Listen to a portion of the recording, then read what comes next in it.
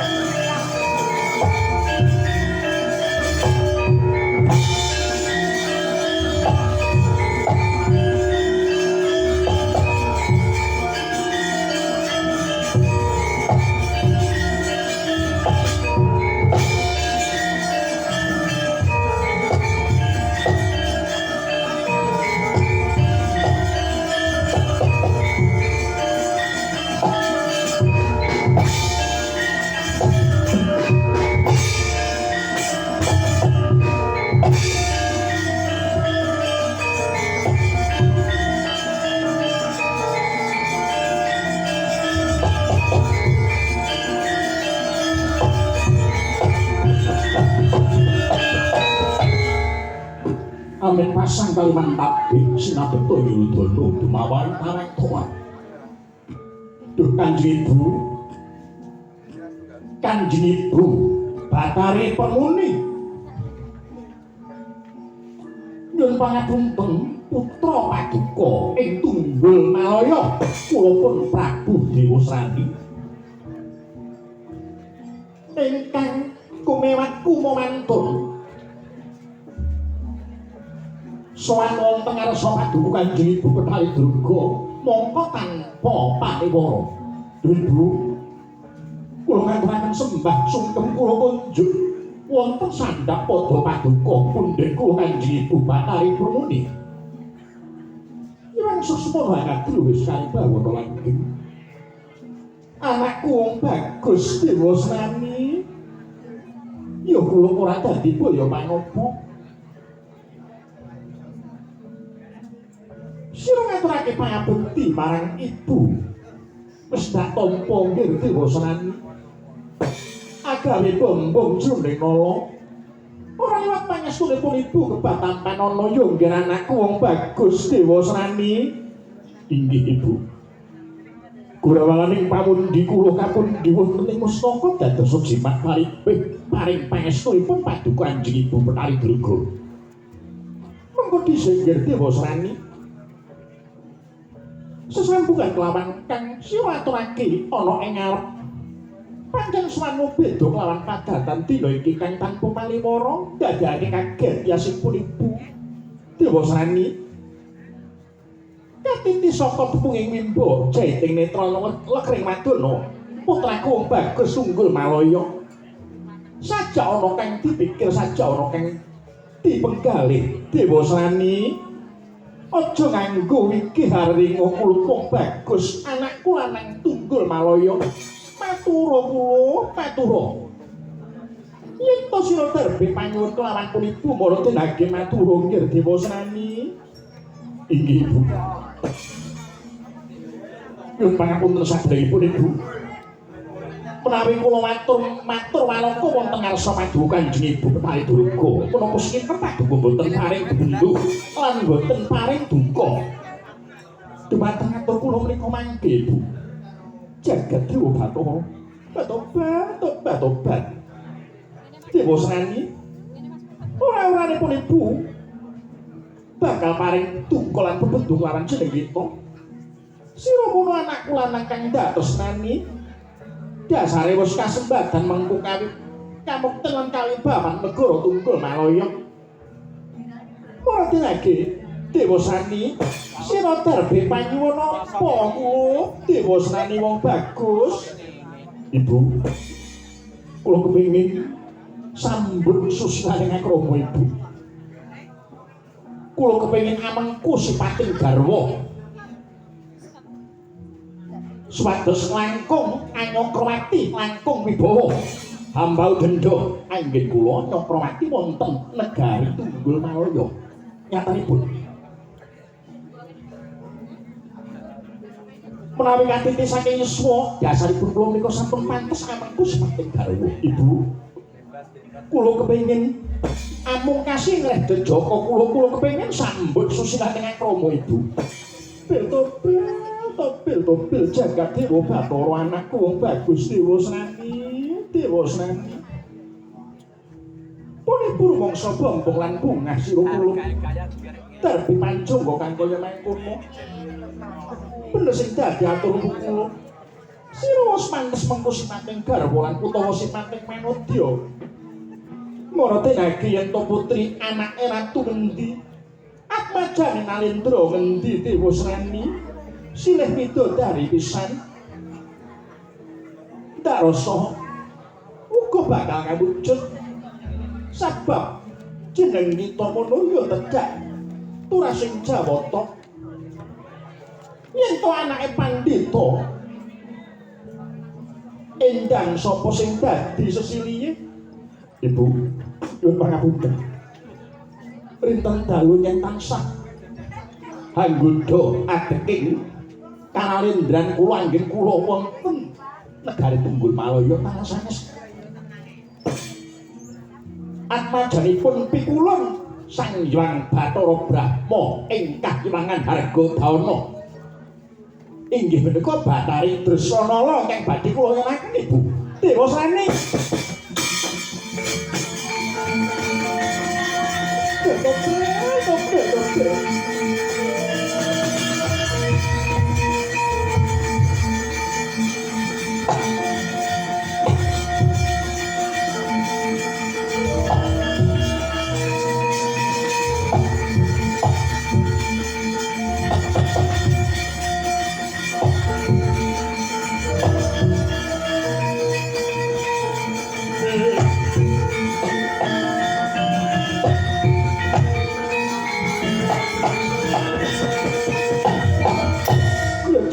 Dewa Bathara lan jagat Pangesungkara. Dewa Srani. Apa ora kleru sing dadi aturmu yen to jeneng kita bakal ngayunake garwa? Apa jane pikulun Bathara Brahma ingkang iwan Hargadana ya kuwi Bathari Dresanala. Apa bener kaya mangkono Dewa Srani? Inggih Ibu. Nuwun pangapunten. Nuwun pangapunten. Namung Dresanala ingkang rinten dalu tansah bebidung raos kula. Namung Dresanala jagat menika rumas kula boten wonten tiyang ayu namung kajabapun Kyai Dresanala. Jagat menika rumas kula sampun kelangan wong ayu. Mungguing Prabu Dewa Srani namung Dresanala. Dewa Srani. Kayen to ora nyumurupi ukir bocah bagus anakku. Dewa Srani mung kayen to ora nyumurupi. Yen to Dresanala kuwi wis dadi garwane Manengah Pandhawa. Kadangmu Raden Janaka. Wis ora sawijining ganjaran kang majeng tinampa Harjuna nalika kahiwangan geger. Kunggan Prabu Niwata kamoca sawadya balane ya mung Janaka kang bisa anyir. Kahanan kahiwangan nalika semana banjur pikulun Sang Hyang Bathara Guru paring ganjaran. Wujude widodari saka Hargadana. Lan sumurupa Dewa Srani, sumurupa Dewa Srani. Yen to dina samang tembang Ratu Jare Sambiwara kang wis pikandhut ing Karna. Dresanala wis ngarbi nindungkap 7 sasi kalungguhan iki Dewa Srani. Ora coba pikiran.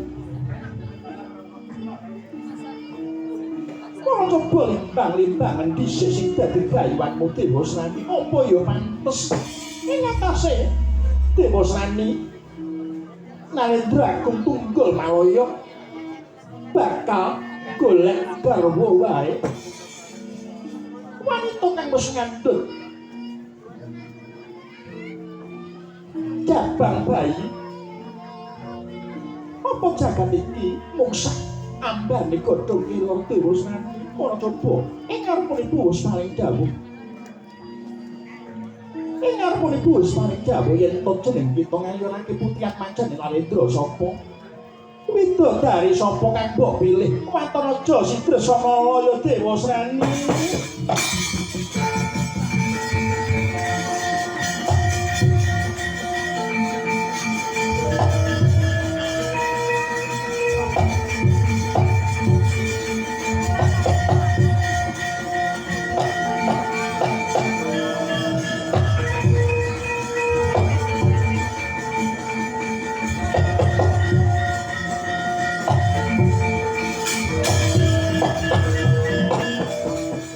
Sikra kang bala tumingal aparang campuh sami medali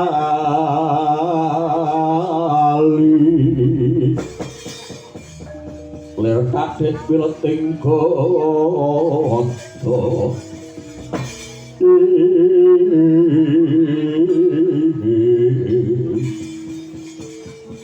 Kanjeng Ibu.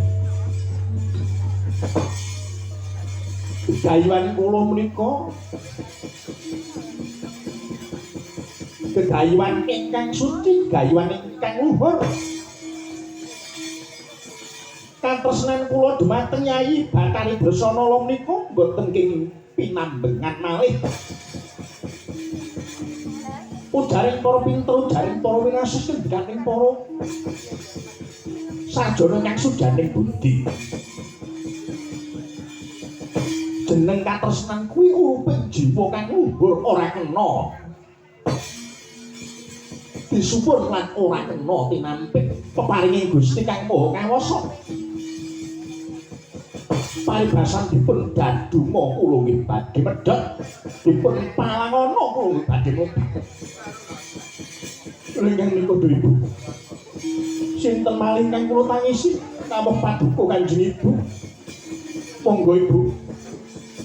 Ugi paduka welas dumateng kula karo paduka ginakaken 1000 cara supados kula kasembadan garwa Yayi Dresanala Ibu.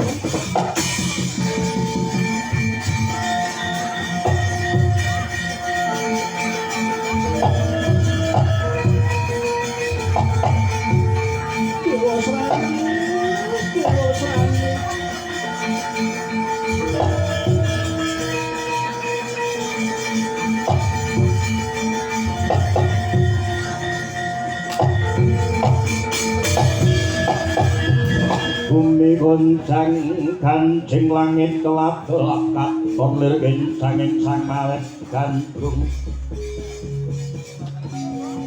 sabarang kadul germoyak mayik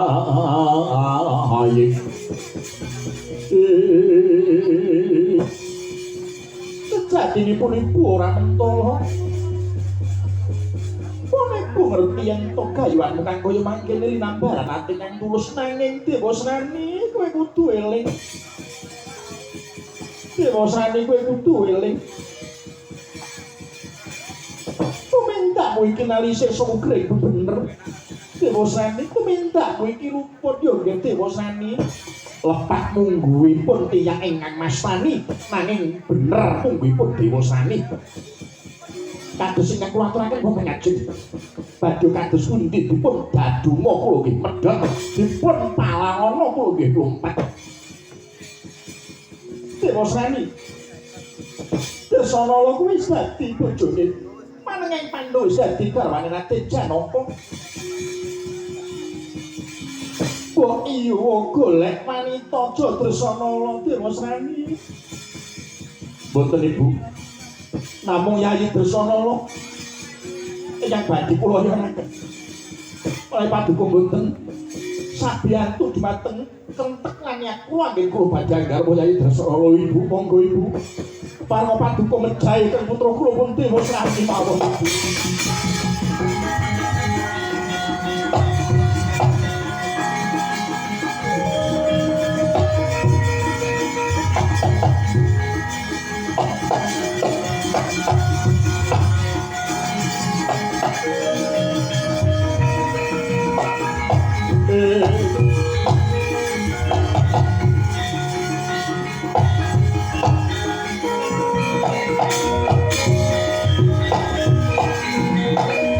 Sranane wong nyuwun luhung betah tapa goreng guling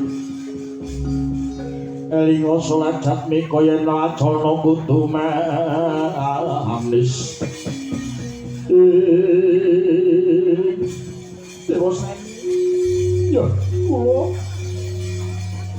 sing kepiye wae anak polah wong tuwa kudu kepradah banjur sapa maneh sing bisa kebantu lan jeneng kita mulung kajaba wong tuamu ya pripun Ibu kaya kang mbok aturake ngarep 1000 dalan ditindakake Dewa Srani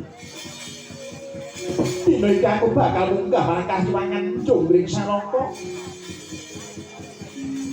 muncul atur dhisik ana ngersane wong tuamu kang kemya kuwi Kanjeng kula manik kaya Sang Hyang Bathara Guru tumrap gayuhanmu Dewa Srani nanging kowe tak menehi kewajiban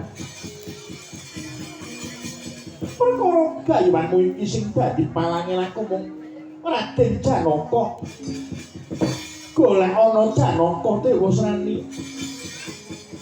Paten ana Janaka yen Janaka lakon sirna saka lumeng bumi tak kira saya rancak gayuanmu nyuwun pamit.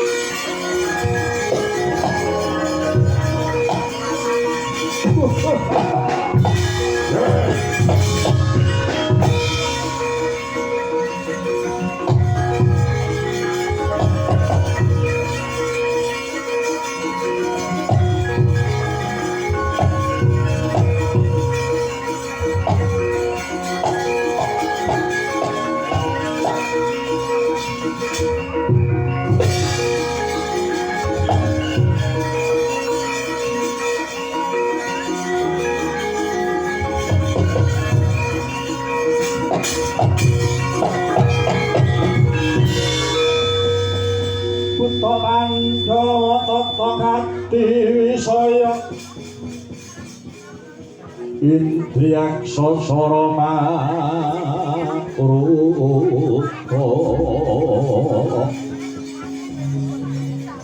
bawana bana maragana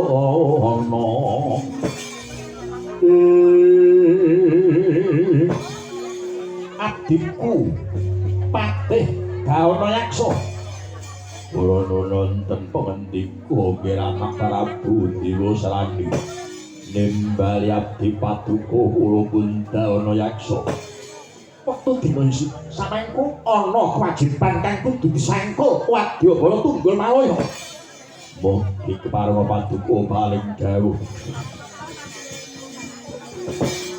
sesanggeman menapa ingkang kedah dipun sangkul wadya saking Tunggul Malaya lho golek ana ndi dununge panengah Pandhawa Raden Janaka menawi sampun kepanggih Raden Janaka tugelen gulune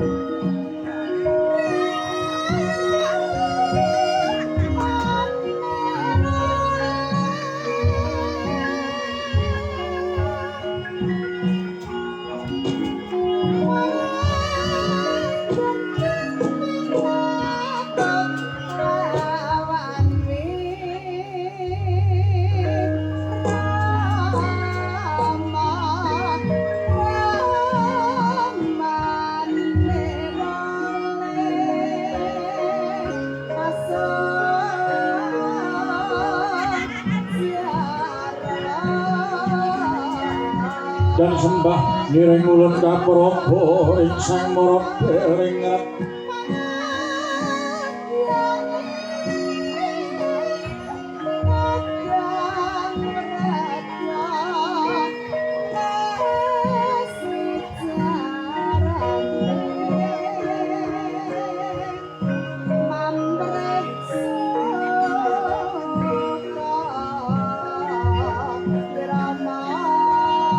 kapraba ing sang marap ringat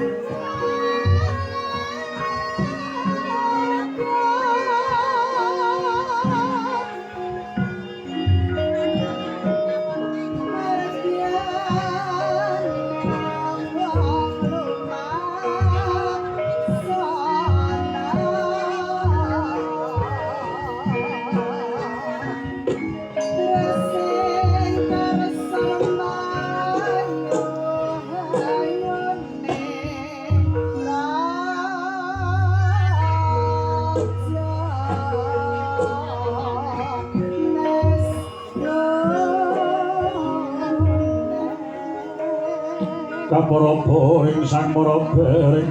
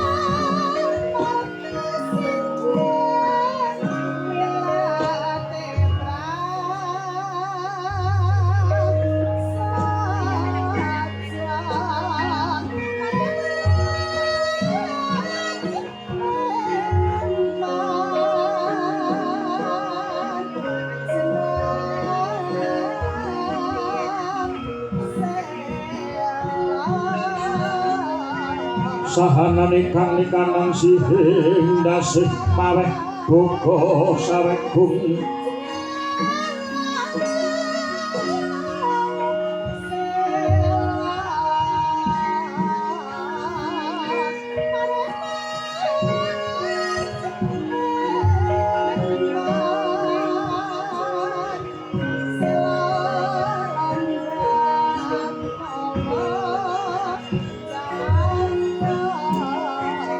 paweh buka sawet bumi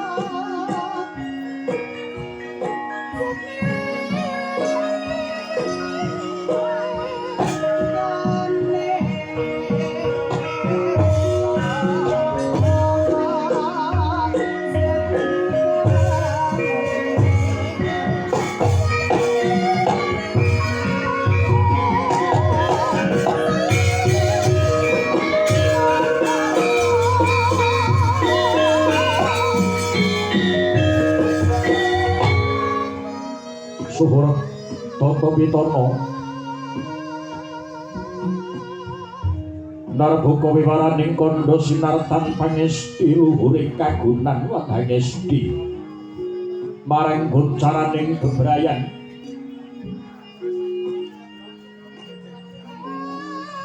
miwiti lakon saradri kapiji saking Serat Mahabharata inggih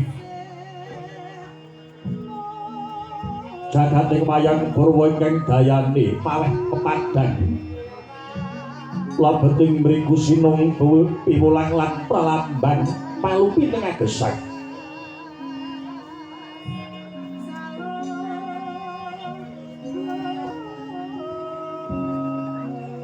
Purwa sekarang tilaran kuno kawiwitan wani songo nulya katedhak dening para bojonggo yakti menika dadi tulodo lamun tawata asura sanadyan pinayungan Bathara Kala yen to hambek Candala ora den icayekti bakal sirna dening rodaning Darmastuti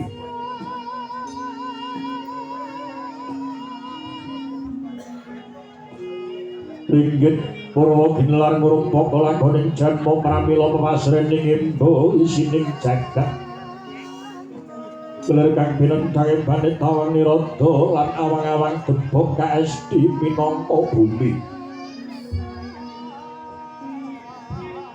Rencong ingkang hanelayekti menika pasemon laguning Surya Candra lan Kartika. Gendhing kang munya gambarake swasana bungah lan susah. Obahe kayon pasemon gantine mangsa nenggih paten nenem jabang timur patek sanga dungkap dewasa. Patet manyura sasmita suruting yuswa.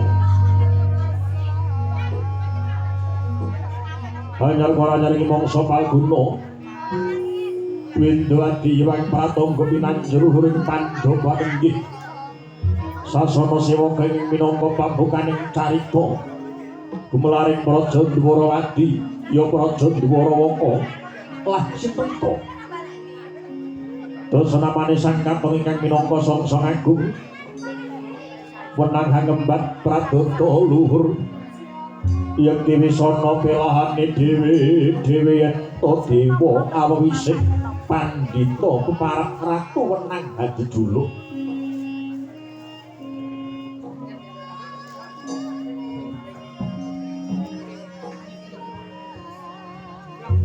sang Nalendra dijuluk sang Prabu Kresna ya Prabu Padmanaba ya Kesawa Wasudewa ya sang Wisnumurti ya sang Harimurti nujari saduka sang Prabu Sri Bathara Kresna kemareng miyos tinanggil aning Pandhawa Agung lenggah madyaning kursi kaprabon sesemek babut warni sindura kinebatan laring manyura karana bendering gonges gandani ranata nganti prating pangoraan sirna kamanungsan Yayasan Iwang Bathara Wisnu Hangi Jawantah den hayat Porapsari sirep sidhem permanem panana kang nyabawa ingkang kapiyarsa mung swaraning pradonga ngrangin binarung pangliking Widawati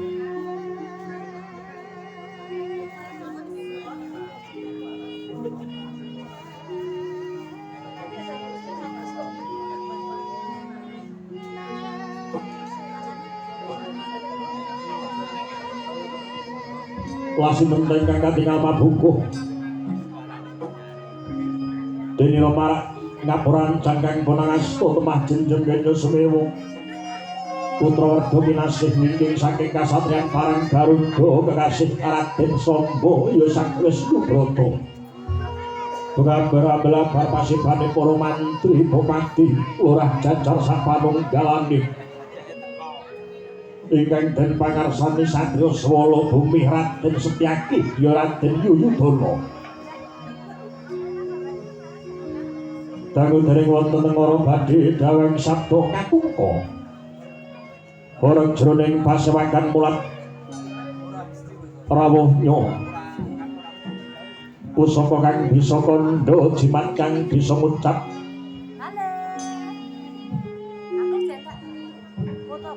Kyai Badranaya Semar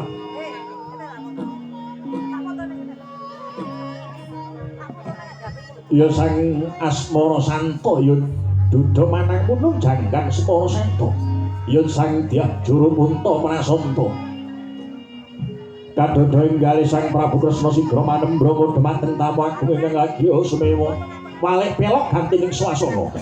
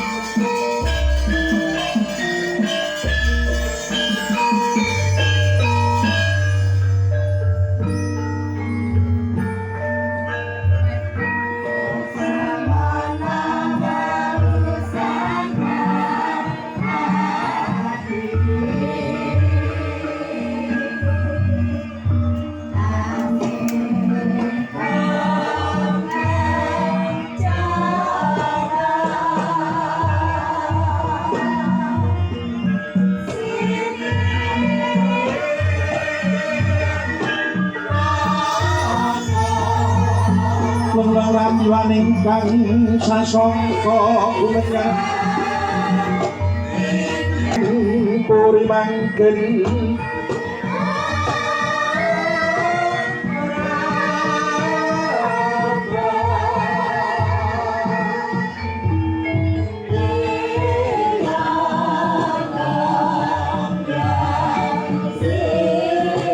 Panenggoroming puri mangken tanpa siring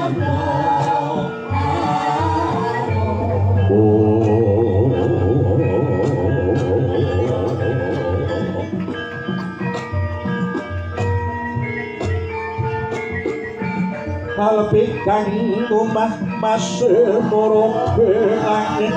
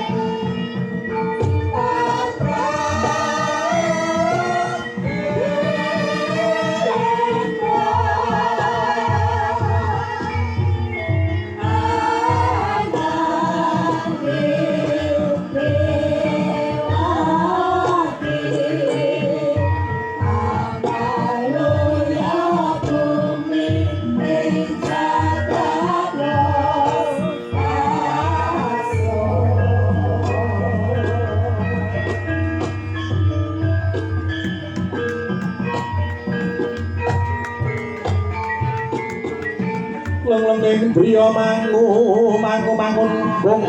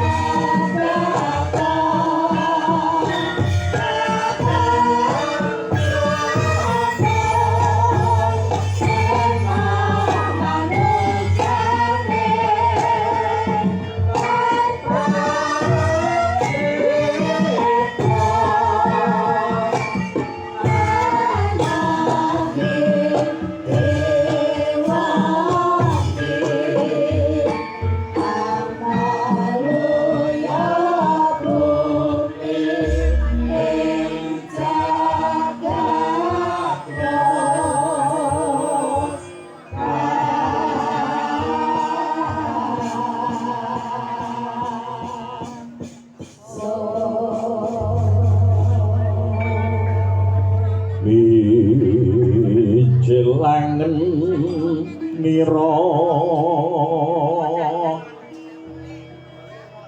sangar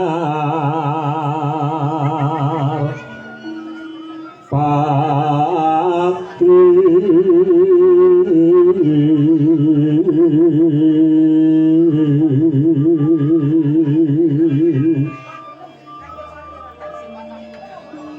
lampah ira alon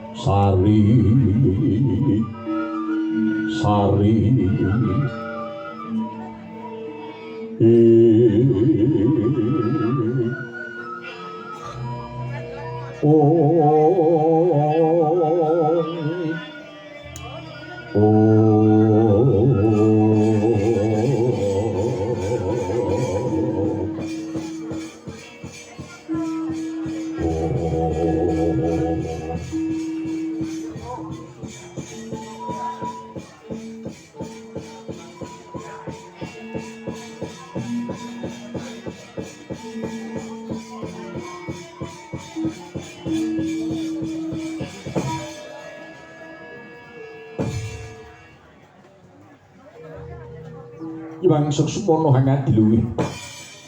Muga tansah paringa pengayoman marang panjenengan ingsun. Nuwun. Mangkota Kakang, Kakang Pikulun Bathara Semaya, ya Kakang Badranaya Semar. Durung suwe rawuh pepundhen Karang Kadempel kaki Badranaya Semar. Panjenengan ingsun ngaturake karaharjan kunjuk jengandika Kakang Badranaya Semar ya Kakang Pikulun Semaya.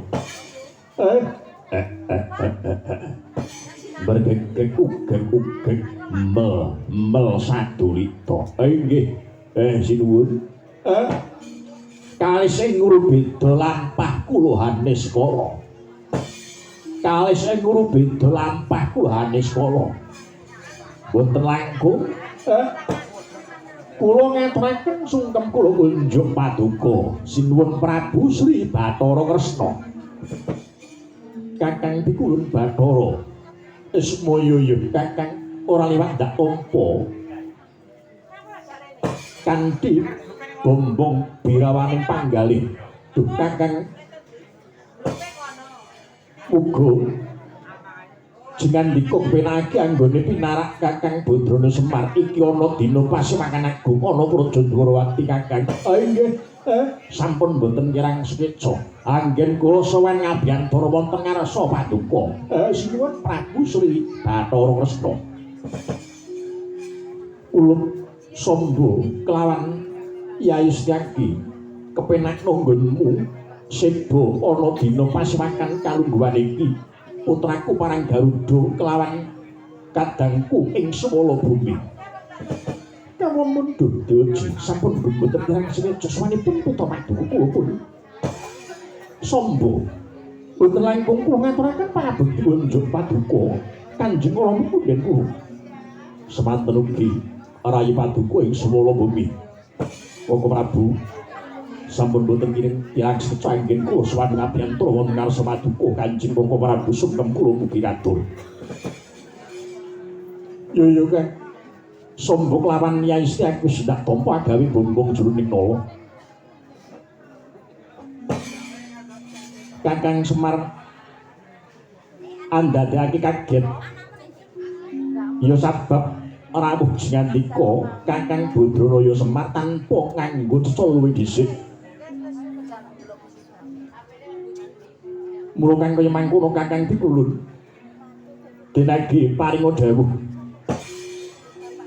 katon semengko hanawung ganti rawuh paduka ana ing negara Dwarawati dina samangka Kakang. Nggih. Kanjeng Sinuwun. Nggih, leres ingkang dados dawuh paduka Kanjeng Sinuwun Sri Bathara Kresna. Panjenipun kula damel beda anggen kula sowan wonten negari Dwarawati.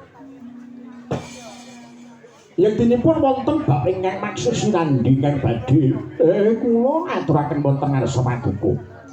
Yen kaya mangkono Kakang Maradana iki sadurunge paduka mbajutake dawuh pangandikan ndadekake nglermake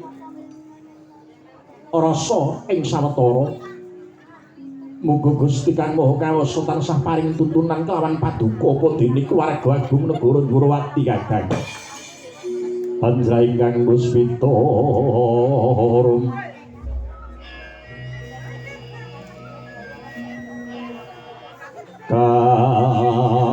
kasliring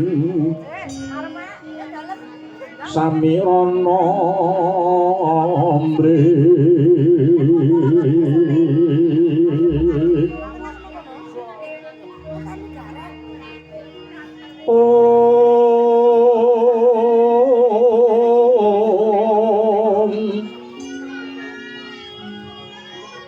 sekar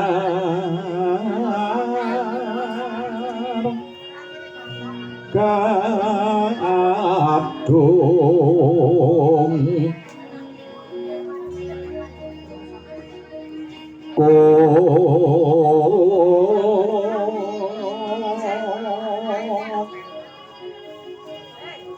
nyas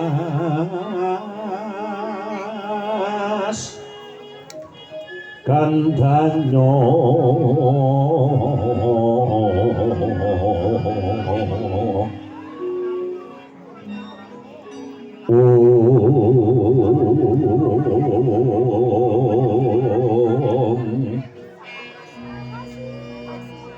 maweh raras renaning driya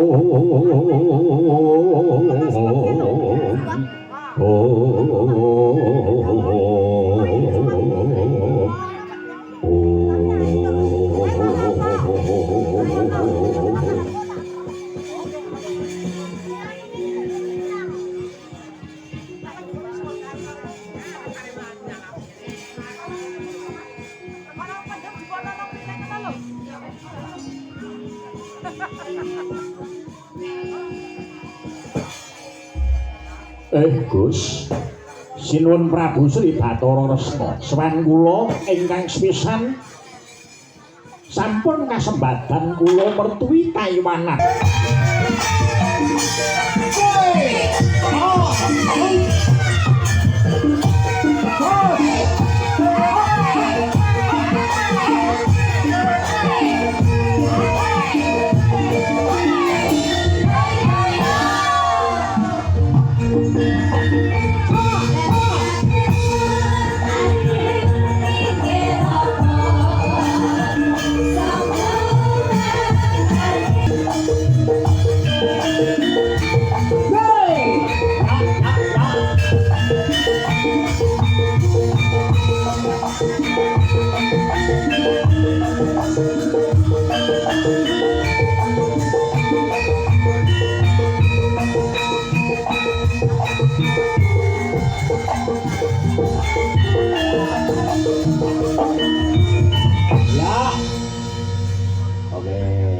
Bella sama Ana kembali ke tempat.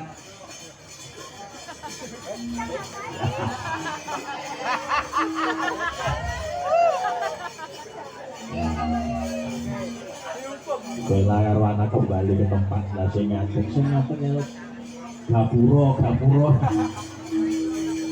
Mbak Yuni tengah, Mbak Yuni.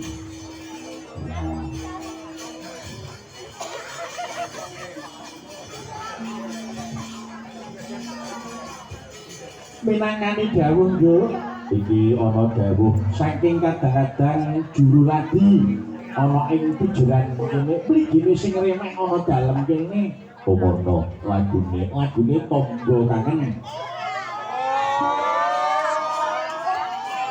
lagune Tombo Kangen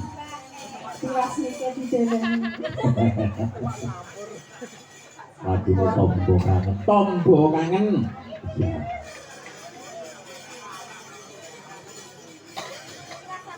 Tombo Kangen. Tak sungsungake dulur-dulurku sing sangka Balong sing dadi nusul. Ya, kanca-kanca lan dulur-dulur sing saka Sedarat Balong. Ya, pengen ngerti Mbak Elisa yo kuwi. Ya. Ora coba. Tandake nggih ditanjak Mak. Ya, dados kangen Mak tombo kangen iki mau minangkani dawuh saka kadang-kadang juru ladindo sing bengi iki kompak banget nggone kebantu ana dalem kene. Oh ngono. Daleme pepundhenku Bapak Edi Suwarno dan Ibu Musrifah. Oh ngono, Mas. Ya. Sadurunge aku matur sing ganti nggih. Aku uga asung panglipur kunjuk ana ngarsane kadangku temanten sekalian. Oh ngono. Iki sing jumbuh lawan kahanan. Anggone Mas Danar Wahyu Bimantoro dadi manten lawan Mbak Aulia Debi Habsari langgam buyung dibawani swara kanggo ya iki tak khususake kagem temanten sekalian iki kadangku Mas Danar Wahyu Bimantoro dan Mbak Aulia Debi Habsari ya. Kalau coba dibawani Mas Betul. Ya. Ya. Tandake Mas. Kalau coba. Rembulane sumunaran dari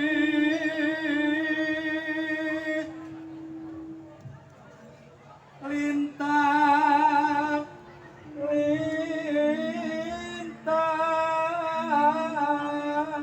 angebeki tawang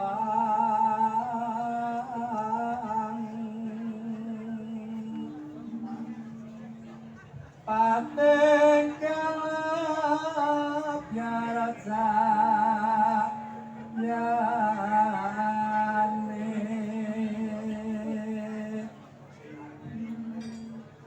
Wancirat triwos larut swara angin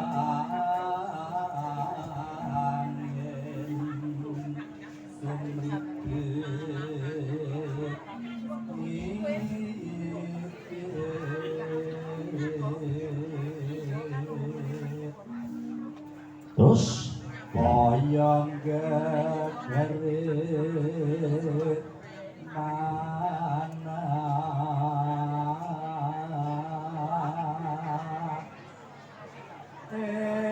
engkang nandang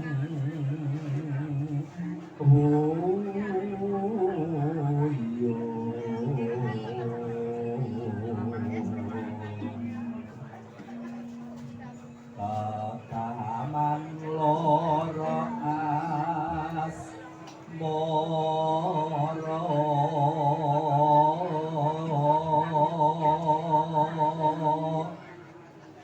duh kusumo wilangan songolan kalih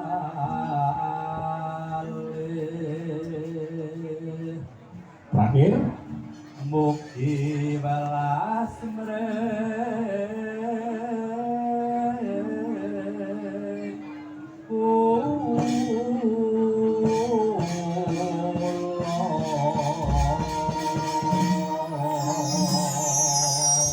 langgam buyung kula pisungsungaken kagem ponan temanten sekalian. Iya, Mas Danar dan Pak Aulia. Ora coba Gema Mustika nggih. Iya, Vela dan Ana tampil depan. Dados.